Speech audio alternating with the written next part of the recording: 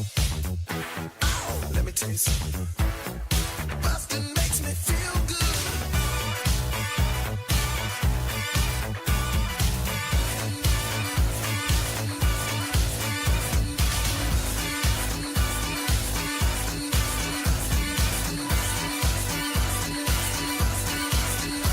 Hi, everybody. Welcome to Blockbusting, the podcast where we love to hate the movies. I'm your host, Jay Light. Joining me today, or rather, I guess I'm joining you because we're recording in your studio. In my garage. In your garage. Yeah. The wonderful voice you hear on the other end, Ari Mannis. Thank you for having me. Dude, thanks for being on. It's a pleasure to get you on. I've heard a lot about this podcast. I've been seeing around the internet. Well, in our circle. It's floating around. It's circling the circle. And I watch a lot of movies. Well, I guess I do compared to the average person. Maybe not the average. What do you think your movie watching time is like? Like how many? Like if you had to put an average on it, like month or week wise? I'd say a movie a week. Okay, that's good. Yeah, that's definitely more than the average person. Yeah, I think maybe even more than the average. But comedian. I am getting pickier. I used to kind of watch everything. I liked comedies a lot. Now I find myself liking sci-fi and action movies. Far more than I like all the other movies. I like escaping into another dimension. You know, I get that. I have recently become a big fan of horror movies, and I never watched horror movies for the longest time. And now I'm just like, oh, the these are shit great. Out of me. Man. Yeah, if I watch horror movies, I get nightmares. I can only watch a horror movie if I'm cuddling with a lady. See, there you go. And then you guys both have nightmares together. That's right. And that's Pass it on. That's what love's all about. To the female gender. Well, you have come on to talk today about a movie that you didn't like. And you know what? I'm going to let you explain the way you feel about this movie because you kind of had some complicated feelings. That movie, I want to make sure I get the title exactly right. Yeah, good. I don't even think I can get the title exactly. There was, it took me a little bit of figuring out to get it right on this. The movie XXX Return of Xander Cage. Yeah, so this so if you haven't heard of XXX, it's a Vin Diesel movie. Right. So that sets it up right there. It's a unrealistic action movie, you know, in the genre of what was the car movie he was known for? Fast and Furious. Yep. It's kind of, you know, along those lines of, okay, you have to be ready for this extreme, crazy movie. And it's classic, came out in 2002. The original XXX came out in 2002, yeah. And when I watched it, you know, no one's going to regard XXX, the original, as a great movie. But I liked it. I enjoyed it. It was popular. There were a lot of fun moments in it. And it's like a pump-up guy action movie about Vin Diesel kicking ass and taking names, right? And I was a fan. You know, I'm not saying this was an Oscar award-winning film. I'm saying it was a fun movie to watch. Yeah, and sometimes it's all you need from a movie. Yeah. So the new XXX came out, I guess, 15 years later or whatever, something around those. Yeah, because it came out 2017. 2017. Dropped it in January, as you know, all studios do with movies that they know are going to be hot trash. I actually didn't know that. So if a studio doesn't really believe in the movie, they'll put it out in January? Yep, people aren't really seeing a lot of movies in January. Got it. Okay, so the new XXX movie coming out. I'm excited to watch it. My younger brother at the time is working at a agency here in LA. So he gets screeners sent to him of the movies, and they sometimes screen them at the agency he works at. So they were screening because Vin Diesel is a CAA client, which is where he worked. Okay.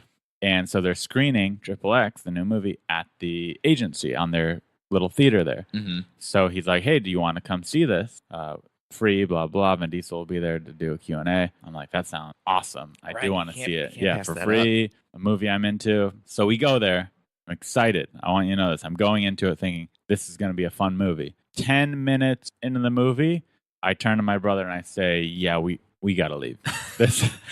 You got to leave a free screening of a movie. I was like, I'm not wasting 2 hours of my life or an hour and a half of my life watching this garbage. It was just so bad, right? So then 6 months goes by and I'm with my friend Nick and the movie comes up, just the title of the movie. And I'm like, I walked out of the movie. It was so bad. And I start telling him how bad it is. And we're laughing just at some of the scenes I'm describing. I'm like, you know what? We should finish the movie for fun. Like, it's going to be so bad. Let's watch it. And I watched the whole thing. And the second time I watched it, I enjoyed it, but not in the way the creators wanted me to. Right. It was just so laughably bad. You know, and that's the thing about this movie is I watched it, and first of all, I fell asleep.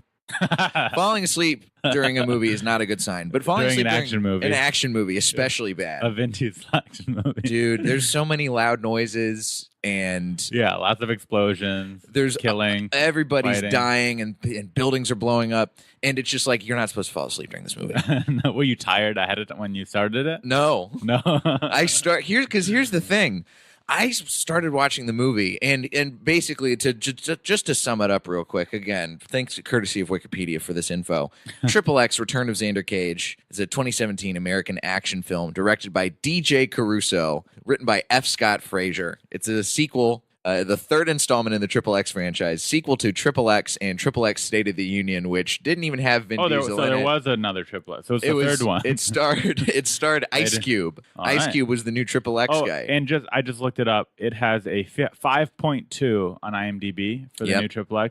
And to be honest, I think that's a generous rating. That is extremely generous. So basically, the plot of the movie is Vin Diesel's guy, XXX, Xander Cage.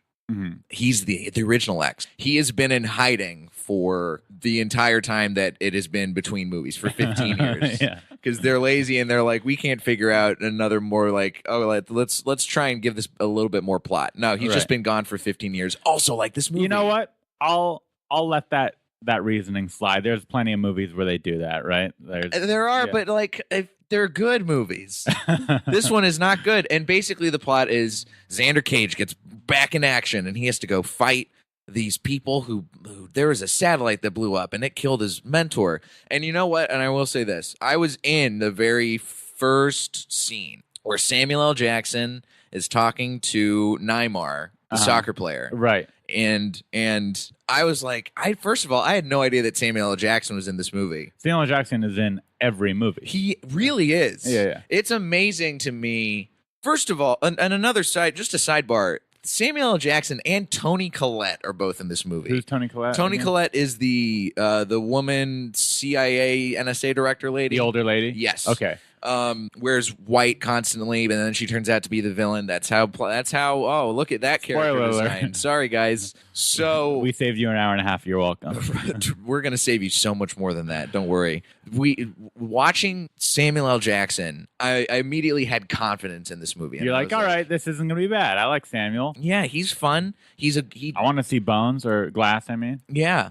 You know what? Actually, you shouldn't see Glass. You thought it wasn't I saw good? it. It's not. I actually Damn. did. Is it really bad or is it just like not that good? And I did an episode about it, so I won't go too in depth. But I'll say the same thing I said there. It's a really good movie mashed up with a really really bad movie, I think and yeah. it just kind of comes out being totally okay.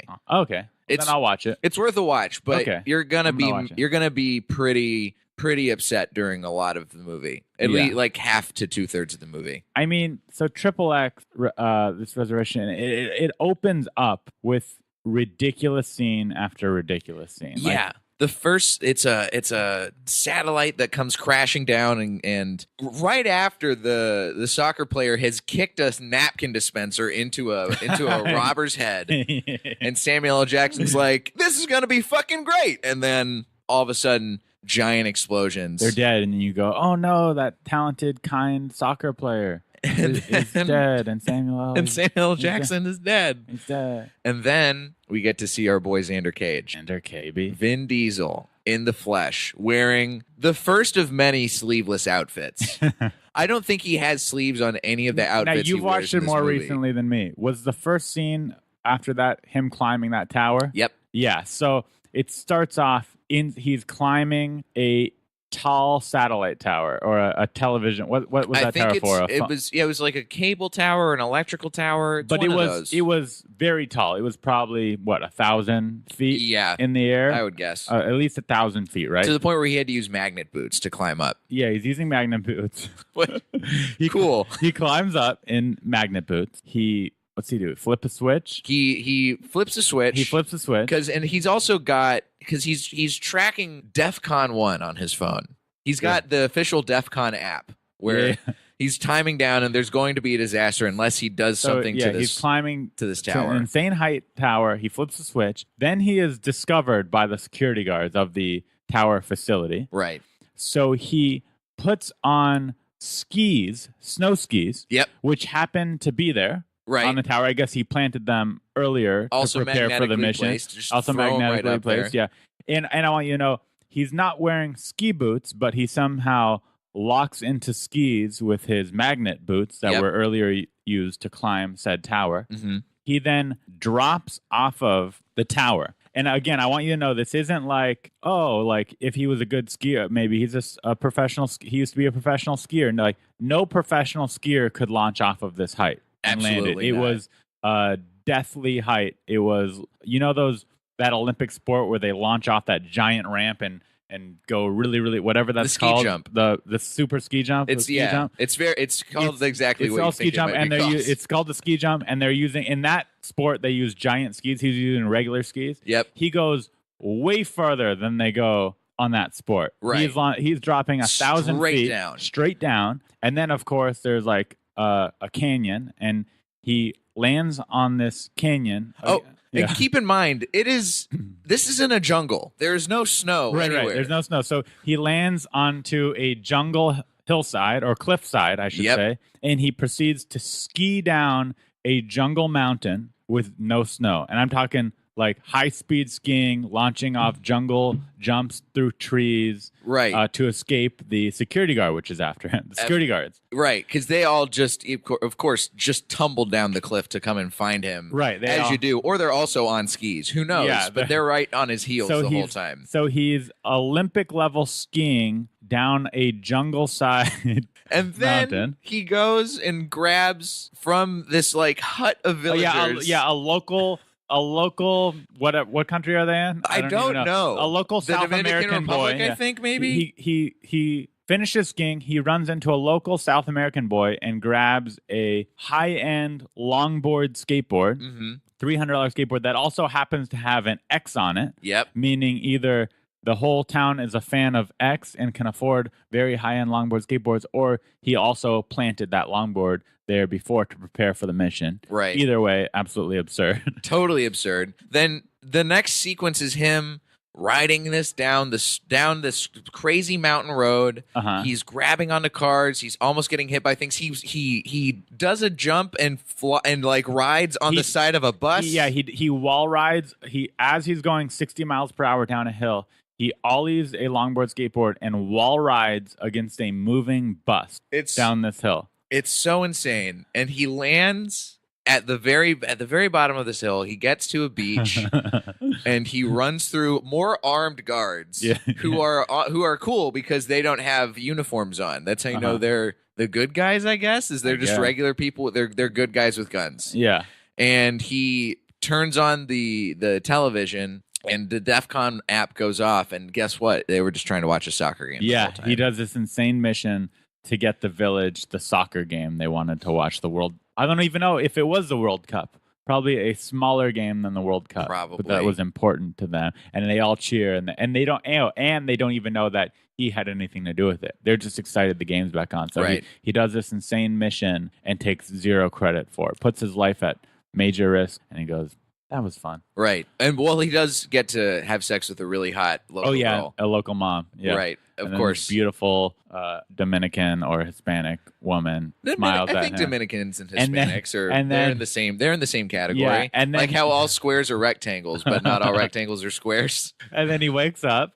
They wake up, and he or she wakes up, and he's gone already. Of course. because he's an early riser. He gets a jump start on the day, and he leaves her his skateboard, Right. and it says like "ride safe" or something like that. Yeah, it's got like a wood block on it that's like always wear a helmet. yeah, always wear a helmet, Which he's not doing. which he doesn't. he do. doesn't do during any And of it's the movie. like you think that lady wants you think that beautiful Hispanic mom is going to be like, oh, good, I've wanted to learn how to skateboard. well, Good maybe thing- she needs it for her kids. it was absurd. It's totally And absurd. that is the intro to the movie. That's just the beginning. That's literally the second scene of the movie. Yeah. Is that happening? So, and I remember watching this and I was like, okay, maybe this is going to be like fun and self-aware and enjoyable in a way that it's like it's not a great movie, but it's not a bad movie. Right. And then the movie very quickly just started to prove me wrong further and further when all the stuff starts going down with the CIA and these sort of terrorists, but not really terrorists, who are coming in and trying to get this satellite thing. And it's like you know how parodies work. I assume you're a comedy person. You understand how parodies. The movie felt very much like a parody, but it wasn't. Exactly. It felt it, and that's the thing. It's like it wasn't that it just felt like a parody. It felt like I was trying really hard to be a parody, but also be a serious action movie. Right. It felt like they had a bunch of 10-year-old boys like brainstorm for a movie, and then all the adults in the room are like, all right, these are all good ideas, we're gonna run with that. Yeah. And then it sounds like someone wrote it and then passed it around the writer's room and said, hey, I wrote this scene, I need you to one-up it. There's literally, this is, I think, maybe the 5th or 6th scene in the movie. Xander Cage, our boy Vin Diesel, still not wearing. Actually, now he's wearing sleeves because he has a giant fur coat. Oh yeah, he has a fur coat. Is this the scene with the ladies? This is the scene with the ladies. One of my favorite scenes. In the Man, movie. it's just like he goes to this hot girl who's like also apparently has secret information that he needs. And not just she's like a wanted computer hacker, and has to have on a ankle bracelet at all times. Yeah, but still lives in a like mansion poolside full of hot women. Yeah, and all her assistants are hot girls, right? Like her. And she's like, hey, and Xander Cage is like, hey, listen, this improvised dialogue we're coming up with is probably better than the dialogue in the actual movie. Hey, listen, I think it's time that you and me, we fucked. Yeah. And she's like, I can't fuck you, but I got assistants. And then literally a parade of women. Yeah, like 10 beautiful 10s walk through, and he goes into like, it's like a tent. It right. It wasn't. It's like a pool cabana. Yeah, it was like a cabana, but you go in there and then it looks like kind of like a bedroom. But it's just a tent. And then they all dogpile on him, and then the next cut is just following half naked bodies. Oh yeah, no, this was the most beautiful part. Like the most, because I think the movie was rated PG-13. I'm not sure. It's definitely a PG-13 movie. So it cuts to them. They're dogpiling on him. He wakes up now, so it implies that he has had sex with all of these women. He wakes up early in the morning. Of course, they are all passed out still, and he wakes up because he fucked him so good. Right. So it implies that he made these 10 beautiful women all orgasm into the night to where they need a good night's rest. They're sleeping in. And he wakes up. And that's the thing is like some of them are not wearing anything besides underwear. No, well they're all wearing underwear. But some of them are wearing like they're still wearing full lingerie, like garters and stockings. That was one of the best parts. Why would you put all that back on if you're that exhausted? Right. So they're all exhausted and filled with orgasms, but they put on their sexy lingerie before they fell asleep. And then it just like a single shot like Alfonso Cuarón in Children of Men style, and then it pans up to Vin Diesel like putting on his jacket, and he just says something like, another day at the office. No, he puts on his jacket and he says, this is exactly what he says, I remember. He puts on his fur coat after orgasming 10 women into the night and they're all exhausted and sleeping in. He puts on his fur coat and he goes, the things I do for my country. Oh my God. You're right. That is exactly what he says. That's what he said. He said, the things I do for my country. Like a James Bond. How much cum does Vin Diesel have inside of him? It made it seem like he only came, he might not have even come. Like he just fucked them all to make them go to sleep and then was like, all right, that was just for the mission. He's got that melatonin dick. Yeah, he's like, I don't need to come because I'm an agent. I only come when I love the woman. I'm a true patriot. This was just for my country. I actually didn't want to have sex with all these women. No, but I had to do it to save America. Save America. And then so the movie continues in that fashion. Right.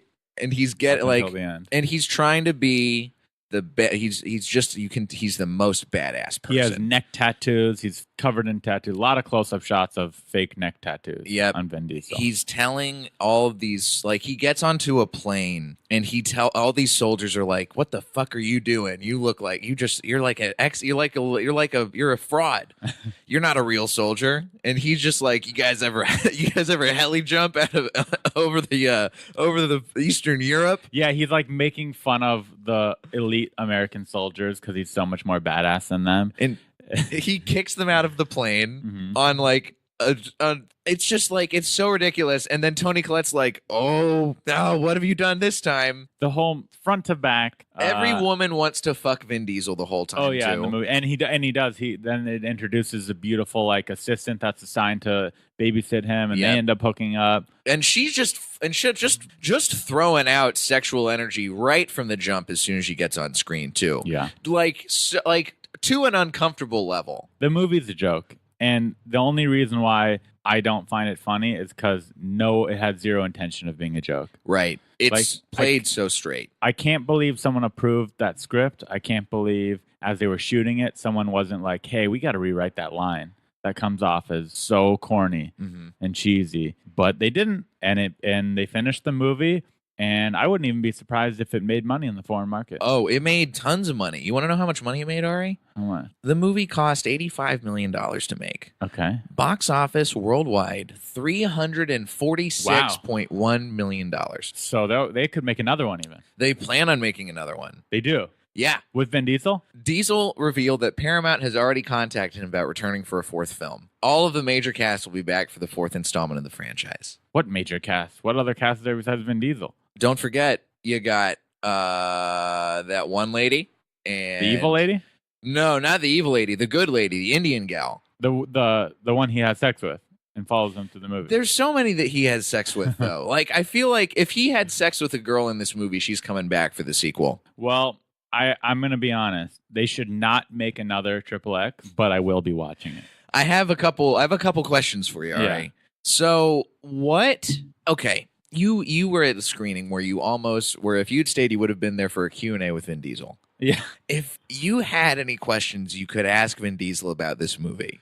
Well, that's the thing. None of them would have. I'm not a mean person, and even though I'm saying these mean things about the movie publicly, and by the way, it's not like we're making fun of the movie. It's not like Vin Diesel thinks this is a good movie. There's no way that even he would think this is a good movie. So I'm not like revealing new things. I'm not trying to insult the guy, but yeah, I wouldn't have been able to say anything nice to him. I wouldn't have been able to ask a real question. I would have been like, so how much are you getting paid to be here right now? Like, why are you touring with this movie? There's I don't know. It would have just been mean questions. I mean, that's fair because it's like I would have been like, did you want to rewrite a lot of these lines, these corny lines, and they wouldn't let you? Like, yeah, I would have said, what's the biggest problem you have with the movie? Because the difference, and that's the thing. Are you a fan of the Fast and Furious franchise? Have you watched? Yeah, I haven't seen all of them, but I like them. I enjoyed them. There's definitely a difference between the way those movies feel and the way this movie feels. Even the first XXX was a different feeling.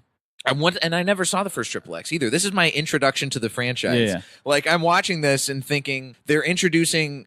Are all these characters like supposed to be friends of Vin Diesel's? Have you ever seen like The Transporter with Jason Statham? With Jason Statham. I had never seen it. I've seen a lot of trailers. I have a feeling. Okay, I understand what it's about. Have you ever seen John Wick or Taken? I've seen Taken. Okay, so you watch Taken, and the movie's ridiculous, right? He's going around killing bad guys, and taking names.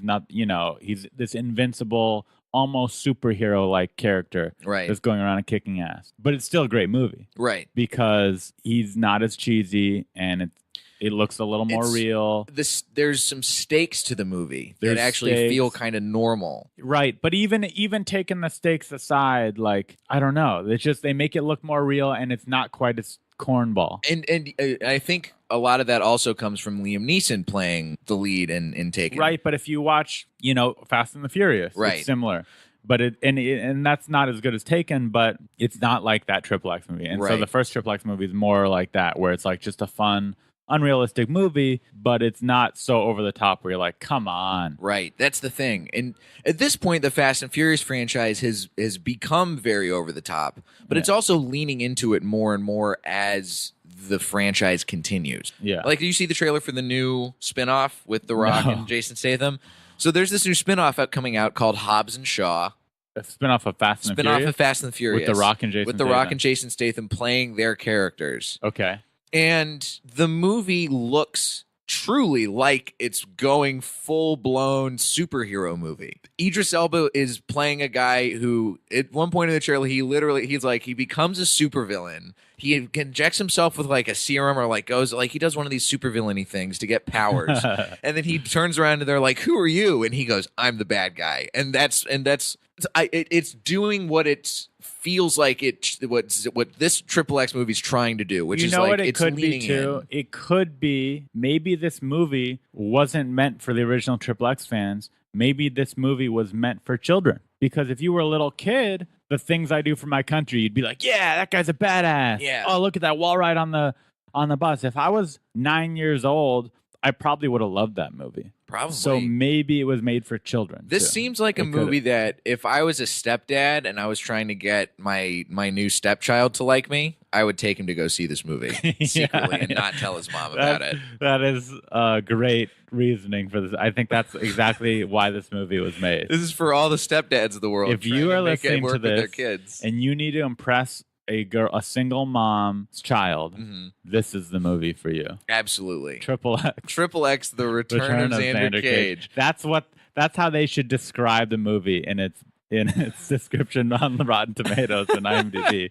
Absolutely. Yes. They should change. It's because, and that's the thing. It's like one of the things I often ask on this podcast is there anything that this movie could have done to be better? And I think for me, the answer is I don't know if there is. I think they could have. I think they should have just had a writer go through and make it less cheesy. Even like that wall riding bus scene, as stupid as that is, and jumping off the tower and skiing down a jungle side mountain, like those are insane. But if he didn't finish it off with the things I do for my country, right, and little lines like that, it would have been like, this is watchable. Yeah, like all the stuff that felt normal and kind of serious, I actually did like. Like there were times, the scene when they are on the weird criminal island and it's Vin Diesel talking to the two people who have taken Pandora's box, the thing that blew up the satellite, and they're having that weird throwing around the grenades and talking to each other. Yeah. And I was like, oh, this feels there's actual tension in this scene. Yeah. Because I don't know what's going to happen. Right. It feels like people are going to get blown up. Right. And it felt so different from the rest of the movie because the lines themselves are actually kind of serious. It just felt different. Right. It felt like it came out of another movie entirely. Yeah. I mean, I'd like to know. I would like to hear Vin Diesel talk about an interview. Like if 10 years later we could get an interview with him on a podcast or something, like did they just offer him a fat check and he needed the money? Probably. Did he think, oh, this will be fun and maybe we'll try and make it good? I don't know what his thoughts were throughout it.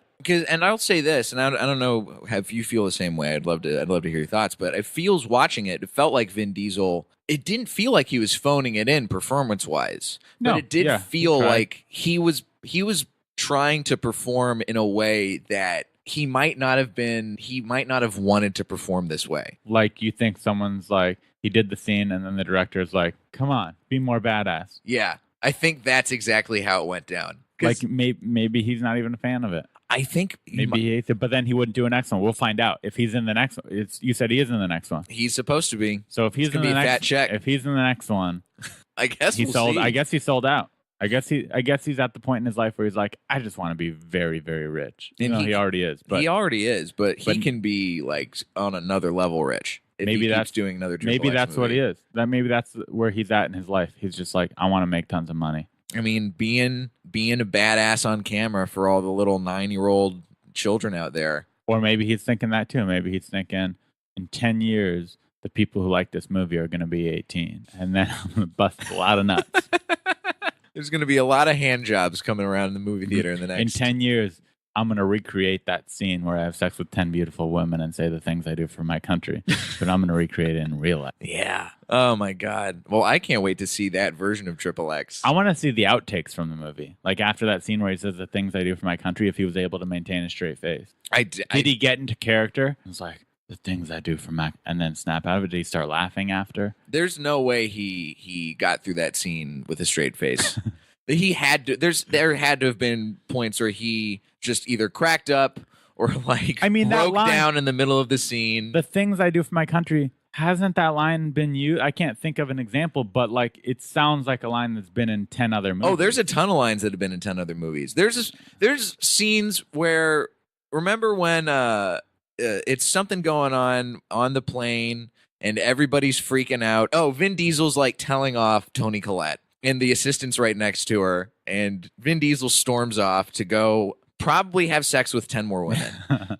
And she goes, well, Mrs. Lincoln, other than that, what'd you think of the play? I was like, come on, man. How lazy of a writer do you have to be to where 40% of the movie is stuff that you have pulled from other movies or from Twitter? So maybe they were like, this is just going to be kind of a parody. Maybe it is. I don't think Maybe it's a I have parody. it all wrong. No. Neither do I. That's the thing. If it's going to be a parody, you have to make sure we're aware it's a parody. Right. Yeah. You can't play it that as straight as it is and try and claim that it's a parody. And it's like that ridiculous skiing stunt down a jungle side mountain. How much money do you think that scene cost? Probably $1 million. Probably. Yeah. Imagine how many takes they had to get of Vin Diesel wall riding on a bus. Green Just screening imagine. on skis. I want footage of Vin Diesel green screen in his leather hiking metal boots that are also somehow ski boots. I want a green screen of him in skis, and I want to make the background like him going through a fluffy palace. You know what? I want to see what Vin Diesel's rate is, because I have a feeling that it's they might have got him on a discount because they didn't make him wear sleeves for so much of this movie, and he could show off those sweet biceps. He has nice arms. I will does have say nice that for his arms. age, he's probably what? Almost 50, I'm guessing. Let's see how old Vin Diesel is. For his age, he looks good. Vin Diesel. I bet he's a cool guy. I would like to is meet him. 51 years old. Yeah, so 51 years old. He looks pretty good. Vin- Although, were there any shirtless in the movie? Vin Diesel? Yeah. He has his shirt off underneath the sweet fur jacket.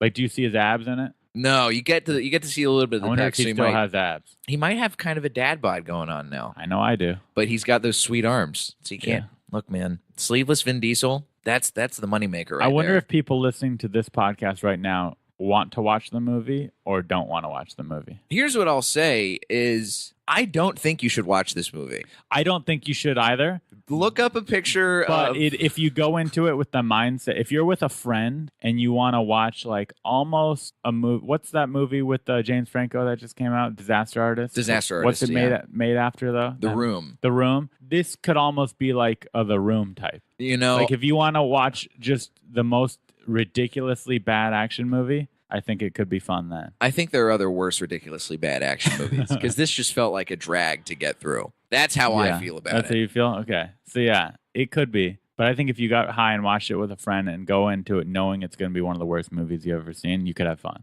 I think if you go into a middle school football team locker room and ask them to describe what they think the coolest movie would ever be, then you've seen this movie, and that's all you need to do. Yeah. So don't watch it. That's what I say. Yeah, you're right. Don't watch it.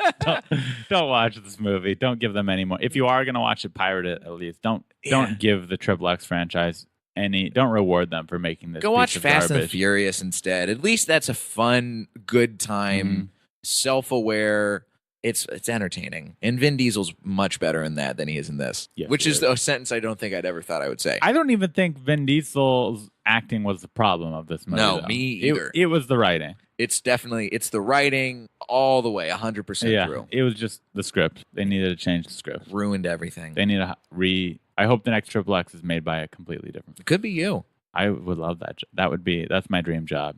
Actually, my dream job would be to be an action star. But And then it can be you having sex with 10 women in a pool cabana. See, if it was me doing that same movie, it would have been a funny movie. Then it would have been a parody, and it would have been funny. Well, I hope I get to see that movie sometime, Ari. Me too. Thanks for being on the podcast today, man. Thanks for having me. Where can the listeners find your work? Just at Ari Mannis on everything. I got a website, Instagram, Facebook, all the places you are, I'm at as well. An Unlicensed Therapy podcast. I have a as well. podcast called Unlicensed Therapy where I give people advice on their problems in their life. And I'm an expert in everything, so I could give really good advice. You should check it out. It's a fun time. Thank You can find me at Diet J on Twitter and Instagram, jlightcomedy.com for show dates.